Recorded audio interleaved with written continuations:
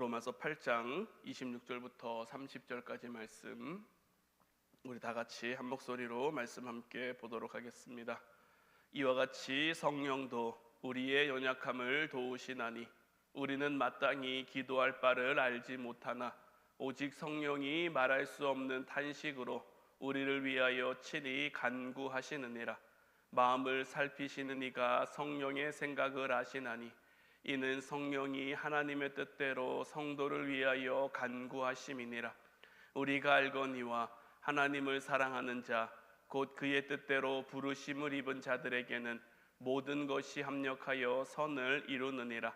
하나님이 미리 아신 자들을 또한 그 아들의 형상을 본받게 하기 위하여 미리 정하셨으니 이는 그로 많은 형제 중에서 맏아들이 되게 하려 하심이니라. 또 미리 정하신 그들을 또한 부르시고 부르신 그들을 또한 의롭다 하시고 의롭다 하신 그들을 또한 영화롭게 하셨느니라. 아멘. 오늘 이 시간에는 그러니 책임 있게 살아야 한다라는 말씀의 제목 가지고 함께 말씀 나누고 또 주신 말씀 붙들고 함께 기도하기를 원합니다. 우리가 지난 수요 기도회 시간에도 같은 본문을 가지고 합력하여 선을 이룬다라는 그 말씀을 함께 나눴는데, 하나님의 어떻게 보면 우리를 바라보는 시선과 우리 편에서 하나님을 바라보는 시선, 또 하나님 편에서 우리 삶의 자리를 바라보는 시선과 우리 편에서 우리 삶의 자리를 바라보는 시선이 조금 다르죠. 그래서 지난 시간에 한 가지 그래프를 보여드리면서 우리는 이제 하나님과 화목한 자가 되었기 때문에 그 하나님과의 화목함 안에서 좀 이렇게 순차적으로 믿음도 성장하고 신앙도 성장하고 좀 형통하고 평안한 삶을 살고 싶어 하는데, 우리가 살아가게 된, 우리가 마주하게 되는 우리의 삶의 모습을 보면 심하게 요동칠 때가 많아. 베드로를 보면 주는 그리스도시요 살아계신 하나님의 아들입니다라고 멋지게 대답하면서 그의 믿음이 좀 성장하는가 싶으면 또 금방 예수님이 십자가와 부활에 대해서 이야기를 했을 때 주님에겐 결코 그런 일이 생길 수 없습니다, 내가 그렇게 되지 않도록 막겠습니다 라고 이야기를 해서 사단아 내 뒤로 물러가라, 너는 나를 넘어지게 하는 자로다, 이런 책망을 듣기도 하고요. 또 예수님이 무리를 걸어오셨을 때도 나도 예수님처럼 무리를 걷고 싶습니다, 믿음으로 예수님을 바라보며 나아가는 모습을 보였는가 하면 또 금방 자기에게 다가오는 그 바람과 파도 때문에 두렵고 무서워서 그 물에 빠지는 모습도, 신앙이 올라가는 것 같은데 내려가고 또 올라가는 것 같은데 내려가고, 우리의 삶에도 얼마든지 이런 모습들이 나타나죠. 이렇게 요동치는 삶의 어떤 그래프 가운데 우리는 좀 형통함과 평안함을 원한단 말이에요. 그러나 이 세상이 우리를 향해 이 세상이 너를 평통하게 할 수 있어, 이 세상이 너를 평안하게 할 수 있어 우리를 유혹하는 거죠. 하지만 그 유혹 이면에는 점점 우리를 사망으로 이끌어가는 것. 그래서 이런 세상에 속지 않고 또 요동치는 그래프 속에서 하나님이 우리에게 주시는 그 삶의 평안과 기쁨과 만족을 누리며 살아가기 위해서는 그리스도와의 연합이 우리에게 반드시 필요한데, 그리스도와의 연합이란 건 뭘까요? 우리가 살아가는 삶의 과정, 성도로서 그리스도인으로서 삶을 살아가는 과정, 우리 감리교에서는 성화의 과정이다라고 지난 시간 말씀드렸는데, 우리가 성화되어지는 것이 그리스도와의 연합인 거고, 그리스도와의 연합이라고 하는 것은 이전과는 다른 새로운 삶을 의미하는 것. 그러니까 예를 들면 이런 겁니다. 한 배우가 있어요. 어떤 작품에서 악역을 맡았어요. 모든 국민이 이 사람을 욕할 만큼 악한 역할을 맡았단 말이에요. 그런데 새로운 작품에서는 이제 이 사람이 좀 반대의 역할을 맡았어요. 그러면 어떻습니까? 이전의 역할에서 벗어나야죠.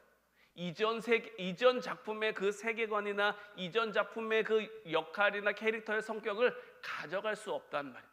여기는 여기고 여기는 여긴 거예요.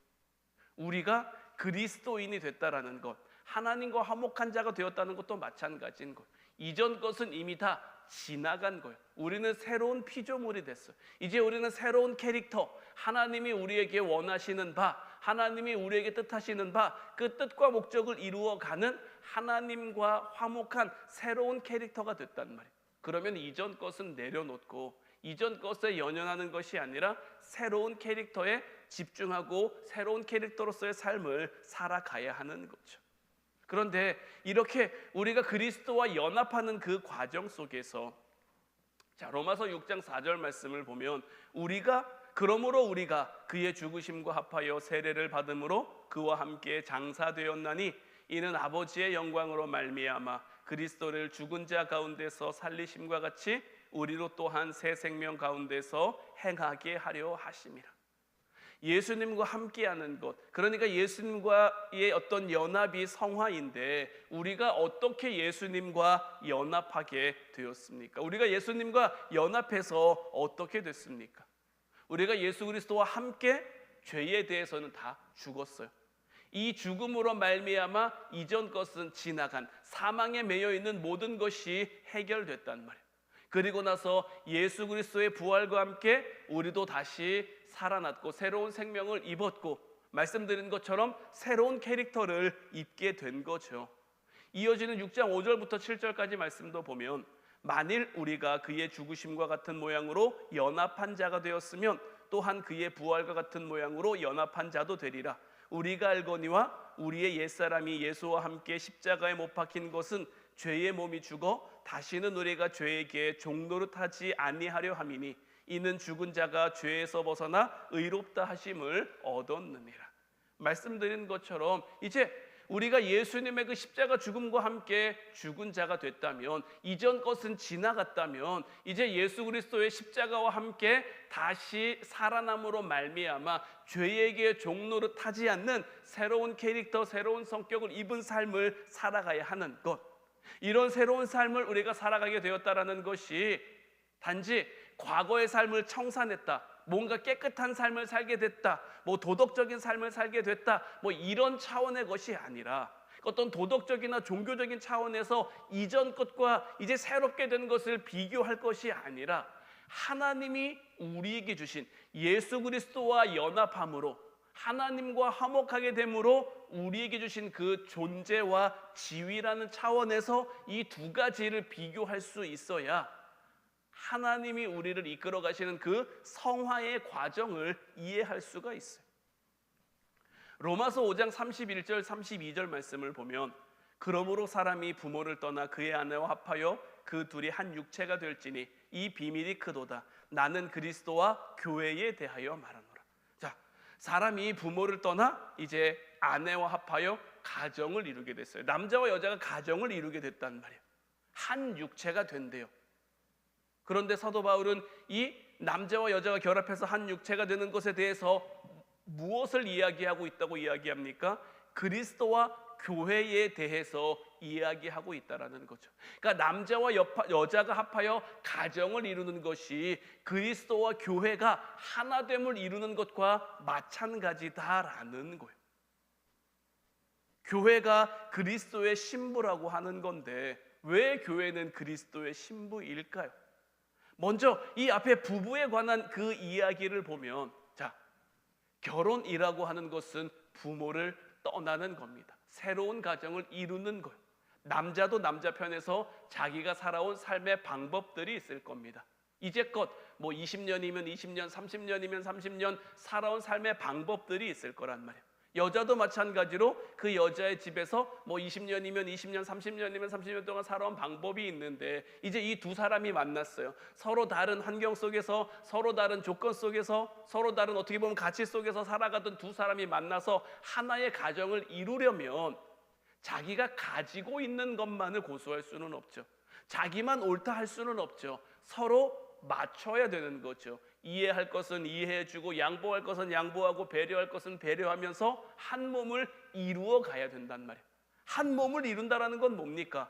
우리 몸 안에서 서로 네가 잘났네, 내가 잘났네가 아니라 조화롭게, 균형 있게, 머리는 머리의 역할을 하고, 손은 손의 역할을 하고, 다리는 다리의 역할을 하고, 안에 있는 오장육부도 오장육부의 역할을 할 수 있도록 각자의 역할을 해야 무리 없이 탈 없이 조화롭게 균형 있게 건강한 몸을 이룰 수 있는 것처럼 가정을 꾸리는 것도 마찬가지입니다.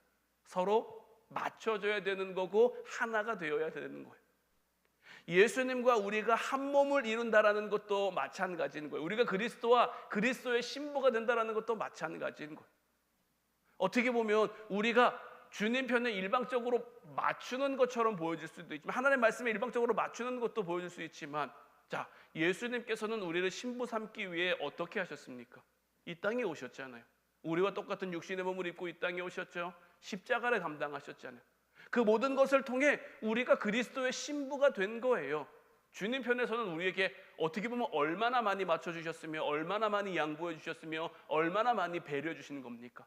하나님을 외면한 우리들이었는데, 하나님 없다 하며 살아가던 우리였는데, 이런 우리를 친히 맞으러 와준 거고, 친히 우리를 데리러 와준 거고, 친히 우리를 부르러 와준 거고, 이런 우리로 하여금 하나님과 화목한 관계가 되어 이제 그리스도의 신부가 되게 하셨단 말이에요. 그럼 우리 편에서도 이제 주님이 우리에게 원하시는 바에게, 주님에게 주님 나 이거 원해요, 저거 원해요, 이거 있어야 돼요, 저거 있어야 돼요, 우리의 어떤 투정만 이야기하는 게 아니라, 우리의 필요만 이야기하는 것이 아니라, 하나님이 우리에게 뜻하시는 바, 주님이 우리에게 뜻하시는 바 우리도 맞춰가야 되는 거죠. 그래서 여기서 중요한 것은 뭐냐면, 우리가 그리스도의 신부로서 살아감에 있어서 때로는 잘할 수도 있고 못할 수도 있죠. 여러분들도 여러분들의 가정 안에서 나는 다 완벽하다, 나는 다 잘한다, 나는 하나도 틀린 게 없고 다 맞다, 이렇게 얘기할 수 있는 분이 누가 있겠습니까? 때로는 잘할 수도 있고 실수할 수도 있고 못할 수도 있는 거죠. 주님 안에서도 마찬가지예요. 우리가 그리스도의 신부가 됐다고, 하나님과 화목한 자가 됐다고, 구원의 영역 안으로 들어왔다고 어떻게 매번 다 잘합니까? 잘할 수도 있고 못할 수도 있고, 때로는 잘할 수도 있고 실수할 수도 있고 넘어질 수도 있고 한 거죠. 그런데 이런 넘어짐을, 이런 실수를 자꾸만 우리가 어떤 도덕적인 잣대, 종교적인 잣대, 이런 걸로만 판단하다 보니까 하나님이 우리에게 주신 그 지위를 누리지 못하는 거예요.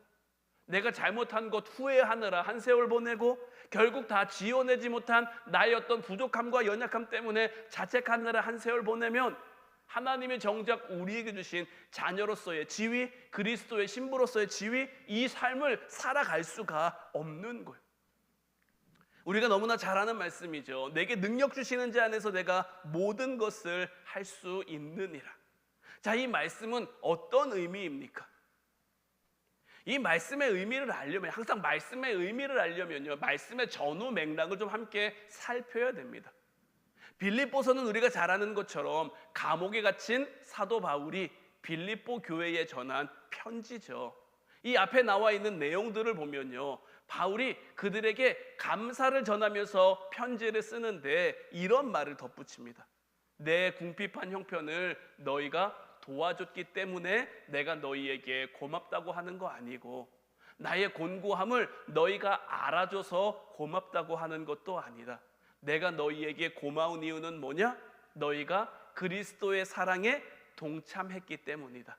이런 일을 이루기 위해서 이루어 가다 보니까 나는 일체의 비결을 배웠다. 가난에 처할 줄도 알고, 풍부에 처할 줄도 알고, 때로는 힘들 줄도 알고, 어려울 줄도 알고, 이 모든 것 가운데 일체의 비결을 배웠고, 이 일체의 비결을 배우고 나니까 내게 능력 주시는 자 안에서 내가 모든 것을 할 수 있을 것 같아. 그러니까 이게 뭐냐면, 내가 지금 감옥에 있지만 감사할 수도 있고, 감옥에 있지만 기뻐할 수도 있고, 감옥에 있지만 감사할 수도 있고, 찬양할 수도 있고, 예배할 수도 있고, 나는 무엇이든지 해결할 수 있다, 이런 의미로 내게 능력 주시는 자 안에서 내가 모든 것을 할 수 있다가 아니라, 나는 어떤 형편에도 처할 수 있지만 이 모든 상황 가운데 신실하게 일하시는 그 하나님을 내가 안다라는 거예요. 그 하나님과 내가 함께하기 때문에 내게 능력 주시는 자 안에서 내가 모든 것, 하나님이 내게 원하시는 바, 하나님이 내게 뜻하시는 바, 이런 것들을 할 수 있다라는 거죠. 그러니까 하나님께서 풍부함 속에서 하실 수 있는 일을 궁핍하다고 못하시겠습니까?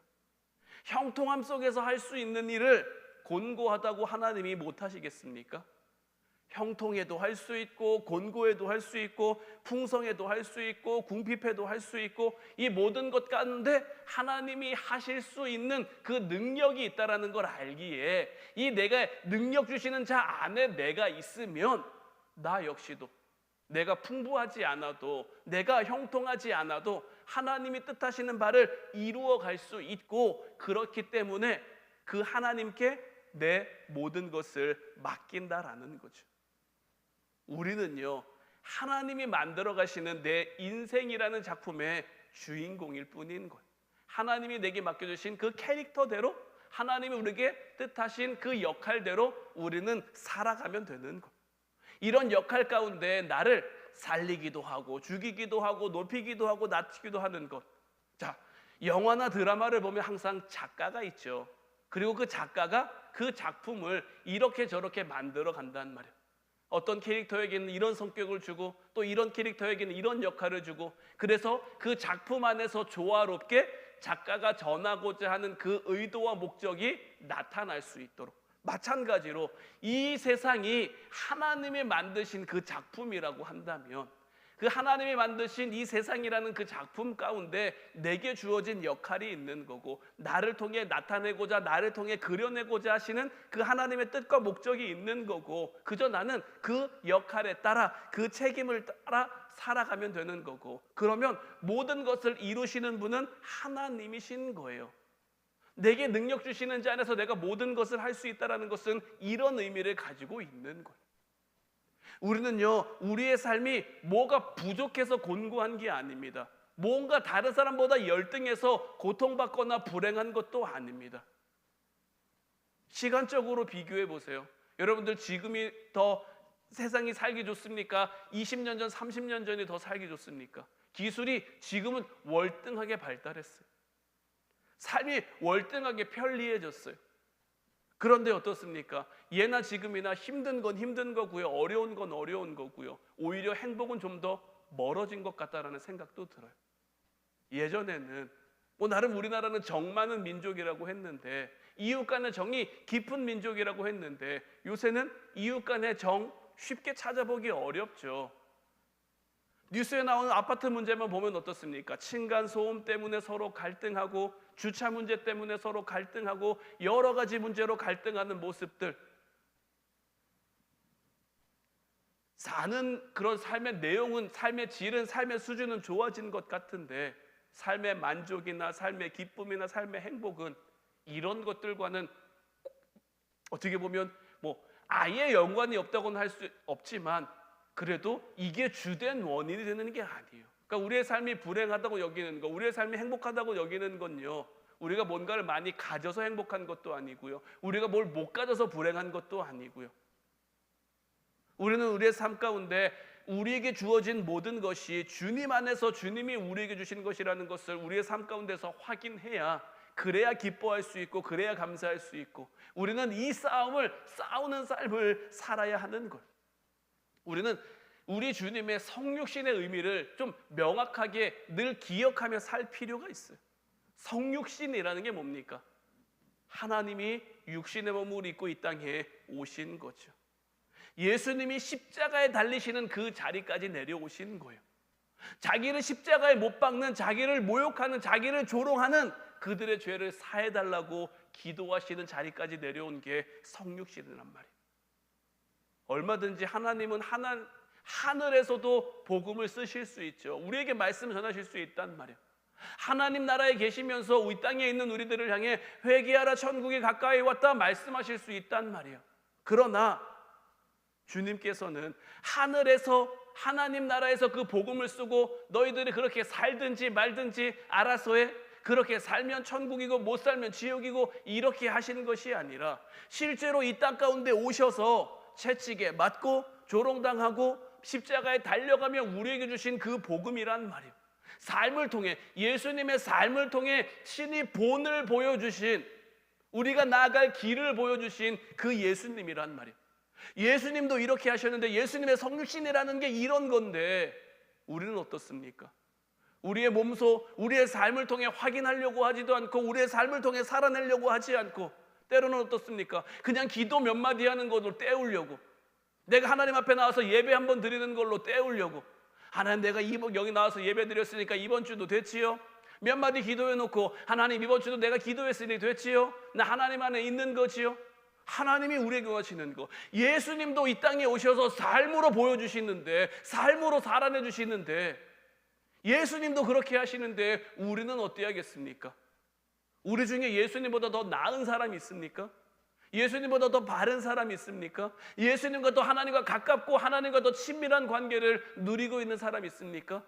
예수님도 그렇게 하시는데 우리가 이렇게 하는 게 맞는 걸까요?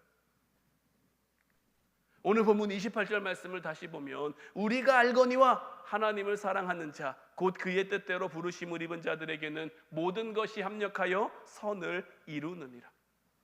하나님께서는 우리를 불러주셨고요, 하나님의 뜻대로 부르심을 입은 모든 자들에게는요 모든 것이 합력하여, 지난 시간에도 말씀드린 것처럼 이 모든 것이라고 하는 건요 좋은 것, 기쁜 것, 감사한 것, 만족한 것만이 아니라 때로는 힘든 것, 때로는 어려운 것, 때로는 좋지 못한 것, 때로는 문제와 어려움, 이 모든 것들을 다 포함해서 하나님은 이런 것을 통해서도 얼마든지 하나님의 선을 이루실 수 있는 것. 그러니 이런 하나님을 내가 믿는다면, 이런 하나님을 내가 신뢰한다면, 내가 이런 하나님을 의지한다면, 내가 이런 하나님의 은혜 가운데 살고 싶다면 하나님이 우리에게 뜻하신 바 우리도 하나님께 맞춰야, 하나님 편에서도 우리에게 맞춰주셨으니 우리도 하나님께 맞춰가며 살아야 되지 않겠습니까? 말씀이 내게 원하시는 대로, 하나님의 뜻과 계획이 우리에게 원하시는 대로. 이제 바라기는 여러분들에게 주어진 모든 것을 기뻐할 수 있는, 여러분들에게 주어진 모든 것을 감사할 수 있는 저와 여러분들 되기를 주님의 이름으로 축원해 드립니다. 주님이 우리에게 주신 그 복음이 복음인 이유를 우리가 삶을 통해 깨달으며 바라보며 살아갈 수 있기를 주님의 이름으로 축원해 드립니다. 우리의 현재는 무엇입니까? 로마서 5장 1절부터 4절까지 말씀을 보면 그러므로 우리가 믿음으로 의롭다 하심을 받았으니 우리 주 예수 그리스도로 말미암아 하나님과 화평을 누리자. 또한 그로 말미암아 우리가 믿음으로 서 있는 이 은혜에 들어감을 얻었으며 하나님의 영광을 바라고 즐거워하느니라. 다만 이뿐 아니라 우리가 환난 중에도 즐거워하나니 이는 환난은 인내를, 인내는 연단을, 연단은 소망을 이루는 줄 알미로다. 자, 우리의 현재는 뭡니까? 이제 하나님과 화평을 누리게 됐다는 것, 이게 우리의 현재입니다. 그럼 우리의 미래는 무엇입니까? 하나님의 영광을 바라고 즐거워하는 것. 아직 이루어지지 않았지만, 아직 우리에게 다다르지 않았지만 우리에게 다가올 하나님의 영광, 하나님의 어떤 그 기쁨을 함께 소망하며 살아가는 것이, 그렇게 도달해야 되는 것이 우리의 미래인 거예요. 이 과정 속에서 하나님과 화목하게 된 현재와 앞으로 우리에게 주어질 그 영광 사이에서 우리는 나아가야 되는데, 아직 우리가 도달하지 못했지만, 아직 우리가 완성하지 못했지만 이것이 이루어짐에 있어서 취소나 방해나 이런 건 없는 거예요. 하나님께서 이루실 거기 때문에. 지난 시간에도 말씀드렸죠. 우리는 자꾸만 과거를 통해서 내일을 바라보려고 합니다. 사주 보는 것도 다 마찬가지라고 말씀드렸죠. 과거를 통해서 내일을, 과거를 통해서 내 삶의 이런 것들을 바라보고자 한단 말이에요. 하지만 하나님은 어떠십니까? 이미 완성된 내일에서, 이미 이루어진 그 영광에서 우리를 향해 다가오시는 것, 우리를 이끌어 주시기 위해, 우리를 인도해 주시기 위해, 우리를 붙잡아 주시기 위해 이미 완성된 미래에서, 완성된 영광에서 우리에게 다가오시는 그 하나님을 내가 믿고 신뢰하면, 주님의 그 붙잡아 주심 가운데 하루하루의 삶을 살면 끝내 내가 잘나서가 아니라, 내가 뭔가를 해서가 아니라 내게 능력 주시는 그 하나님 안에서 내가 그 영광을 누릴 수 있고 그 만족을 누릴 수 있고, 그러니 우리의 삶을 기뻐하고 즐거워하자라는 거예요. 그런데 이 하나님께서 영광스러운 미래로 우리를 부르시고 이끌어 가시고 인도해 가시는 방법이 고난이라는 현실을 때론 하나님께서 사용하신다라는 거예요. 그런데 이 고난이라는 것도 우리 편에서 고난인 거지, 원래는 이보다 더 심한 것이 우리의 현실이었단 말이에요. 로마서 5장 8절 말씀 보면 우리가 아직 죄인 되었을 때에 그리스도께서 우리를 위하여 죽으심으로 하나님께서 우리에 대한 자기의 사랑을 확증하셨느니라. 우리의 현재는 하나님과 화목한 현재, 우리의 미래는 하나님의 영광을 바라고 즐거워하는 것, 그 가운데 연결을 하나님께서 때로는 고난이라는 방법을 사용하시는데, 이 고난을 사용하시면서 또 무엇을 우리에게 이야기하시냐면 소망을 언급하신단 말이에요.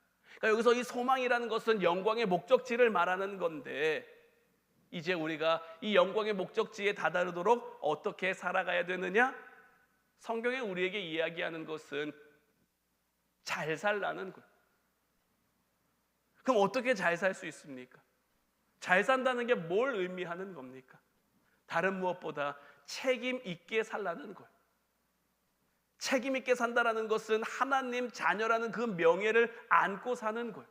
그러니까 하나님 편에서는요, 이 로마서 5장 8절 말씀처럼 아직 우리가 죄인 되었을 때도 우리를 위해 성육신 해주셨잖아요. 우리를 그리스도의 신부 삼기 위해, 우리를 거룩한 주님의 전 삼기 위해, 하나님 나라의 백성 삼기 위해, 하나님과 화목한 주님의 자녀 되게 하기 위해, 우리가 아직 죄인 되었을 때도 하나님을 향해 등을 돌리고 하나님을 쳐다보지 않고 하나님을 외면할 때도 하나님께서는 성육신해서 우리에게 다가와 주셨는데, 이제 우리가 그 하나님을 알게 됐단 말이에요. 이제 그 하나님과 화목하게 됐단 말이에요. 그러면 하나님께서 우리에게 어떻게 하시겠느냐? 로마서 5장 9절부터 11절 말씀을 이어서 보면, 그러면 이제 우리가 그의 피로 말미암아 의롭다 하심을 받았으니 더욱 그로 말미암아 진노하심에서 구원을 받을 것이니, 곧 우리가 원수 되었을 때에 그의 아들의 죽으심으로 말미암아 하나님과 화목하게 되었은즉 화목하게 된 자로서는 더욱 그의 살아나심으로 말미암아 구원을 받을 것이니라. 그뿐 아니라 이제 우리로 화목하게 하신 우리 주 예수 그리스도로 말미암아 하나님 안에서 또한 즐거워하느니라. 자, 말씀드린 것처럼 우리가 아직 죄인 되었을 때도 하나님이 이런 은혜를 베풀어 주셨는데, 하물며 이제는 우리가 하나님을 알게 됐고 하나님을 믿게 됐고 하나님과 화목한 관계가 됐으면 우리에게 무엇을 아끼겠느냐? 그래서 우리는 이제 이런 고백을 해야 되는 거죠. 이제 우리로 화목하게 하신 우리 주 예수 그리스도로 말미암아 하나님 안에서 내가 즐거워하겠습니다. 때로는 고난의 자리로 하나님이 나를 이끌어 가실 수도 있지만, 때로는 힘듦의 자리로 나를 이끌어 가실 수도 있지만, 사도 바울이 고백한 것처럼 내게 능력 주신 자 안에서 내가 모든 것을 할 수 있으니, 그 가운데 하나님의 뜻이 이루어질 것을, 내게 능력 주시는 자 안에 내가 있으니까 하나님의 뜻이 이루어질 것을, 그 영광된 미래가 내게 다가올 것을, 나를 통해 하나님이 이루실 것을 내가 아니까 이제 내가 즐거워하며 살아가겠습니다. 기뻐하며 살아가겠습니다. 감사하며 살아가겠습니다. 주어진 삶은 팍팍하지만, 주어진 삶은 이 세상적인 기준으로는 좋지 않을 수 있지만 얼마든지 감사할 수 있고 즐거워할 수 있는 것, 이것이 주님이 우리에게 원하시는 책임 있는 삶의 모습인 거예요. 하나님 자녀된 그 자들의 책임 있는 삶의 모습, 그리스도인 된 자들의 책임 있는 삶의 모습. 이 로마서 5장 9절부터 11절까지 말씀이요, 우리 인생의 답이 되어야 되는 거예요. 내가 왜 즐겁게 살아야 되느냐? 내가 왜 하나님의 뜻 가운데 살아야 되느냐? 내가 왜 하나님의 말씀대로 살아야 되느냐? 우리가 주님과 원수 되었을 때도 주님이 우리에게 베풀어 준 사랑이 이런 사랑인 거예요. 우리에게 찾아와 준 사랑이 이런 거예요. 예수님의 성육신이라는 게 이런 거예요. 이제 우리가 알게 됐단 말이에요. 이제 알게 됐으니 우리의 삶에 이 말씀에 대한 실제가 나타나야죠. 우리 마음에 쏙 들게 현실을 바꿔주는 답은 성경에 없습니다. 우리가 원하는 대로, 우리가 바라는 대로 다 이루어지는 그런 삶은 말씀에 나와 있는 삶이 아닌 거예요. 말씀이 우리에게 주는 우리의 삶의 정답은요, 하나님이 뜻하시고 하나님이 목적하시는 그 역사와 인생과 그런 삶의 내용과 모습들만 있을 뿐인 거예요. 이제 바라기는 저와 여러분들 모두가 하나님의 부르심을 받았고, 그 하나님의 부르심 가운데 예수님을 이제 나의 주님과 나의 구주로 고백하며 살기로 이제 여러분들이 결단했다면, 내게 능력 주시는 그 주님 안에 내가 살기로 다짐하고 결단했다면 그것이 우리에게 얼마나 큰 은혜인지를 깨달아 그 주님과 함께 더불어 살아가는, 그 주님과 함께 동행하며 살아가는 저와 여러분들 될 수 있기를 주님의 이름으로 축원해 드립니다. 이제를 같이 찬양하고 기도하기를 원하는데, 오늘 이 시간에는 구주를 생각만 해도 이 찬송과 함께 고백했으면 좋겠어요. 저는 이 찬송가의 가사가 참 은혜로운 것 같아요. 구주를 생각만 해도 이렇게 좋거든, 주 얼굴 배울 때야 얼마나 좋을까. 주님이 우리를 구원해 주신 것, 주님이 우리를 위해서 십자가 져 주신 그 은혜만 생각해도 참 감격스러운데, 그 주님을 우리가 직접 만날 그 때가 우리에게 주어진다면, 그 영광스러운 날이 우리에게 도래된다면 얼마나 기쁘고 얼마나 더 감격스러울까요? 이것에 대한 소망이 우리 안에 있어야 되는 거예요. 예수의 넓은 사랑을 어찌 다 말하랴, 주 사랑 받은 사람만 그 사랑 알도다. 예수 그리스도의 그 성육신하신 사랑, 하나밖에 없는 그 독생자 예수를 우리에게 보내신 그 아버지의 사랑을 받은 자만이, 깨달은 자만이, 그래서 십자가의 도가 구원받은 우리에게는 하나님의 능력이고 하나님의 은혜지만, 하나님을 모르는 사람에게는 세상 미련한 거고 세상 어리석은 걸 수밖에 없는 거예요.